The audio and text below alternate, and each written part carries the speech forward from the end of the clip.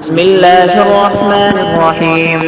الحمد لله رب العالمين، والصلاة والسلام على سيد الأنبياء والمرسلين وعلى آله وصحبه أجمعين. أما بعد، فإن أصدق الحديث كتاب الله، وأحسن الهدي هدي محمد صلى الله عليه وسلم، وخير الأمور عبادمها، وشر الأمور محدثاتها، وكل محدثة بدعة، وكل بدعة ضلالة، وكل ضلالة في النار.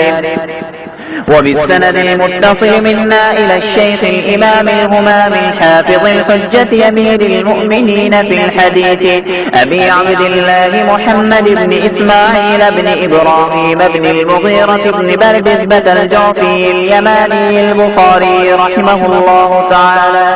اللهم انفعنا وارفعنا بعلومهم وعلومكم أجمعين، آمين يا رب العالمين. أنه قال: حدثنا سليمان بن حرب قال حدثنا حماد بن زيد عن ثابت عن أنس رضي الله تعالى عنه وعنهم أنه قال: قال النبي صلى الله عليه وسلم: الصبح قريبا من خيبر بغلس، ثم قال: الله أكبر، قربت خيبر، إنا إذا نزلنا بساحة قوم فساء صباح المنذرين، فخرجوا يسعون في السكك، فقتل النبي صلى الله عليه وسلم المقاتلة وسبى الذرية، وكانت السبي صفية فسارت إلى لحية الكلبي، ثم صارت إلى النبي صلى الله عليه وسلم فجعل عتقها صداقها. فقال عبد العزيز بن صهيب لثابت: يا أبا محمد، أنت قلت لأنس ما أصدقها؟ فحرك ثابت رأسه تصديقا له.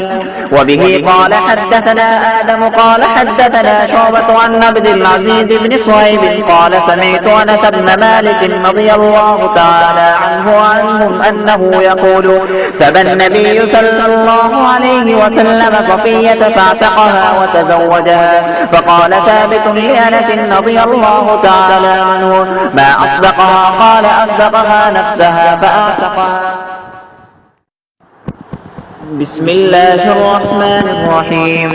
الحمد لله رب العالمين، والصلاة والسلام على سيد الأنبياء والمرسلين وعلى آله وصحبه أجمعين. أما بعد، فإن أصدق الحديث كتاب الله، وأحسن الهدي هدي محمد صلى الله عليه وسلم، وخير الأمور عبادمها، وشر الأمور محدثاتها، وكل محدثة بدعة، وكل بدعة ضلالة، وكل ضلالة في النار. وبالسند المتصل منا إلى الشيخ الإمام الهمام الحافظ الحجة أمير المؤمنين في الحديث أبي عبد الله محمد بن إسماعيل بن إبراهيم بن المغيرة بن بردزبة الجعفي اليماني البخاري رحمه الله تعالى.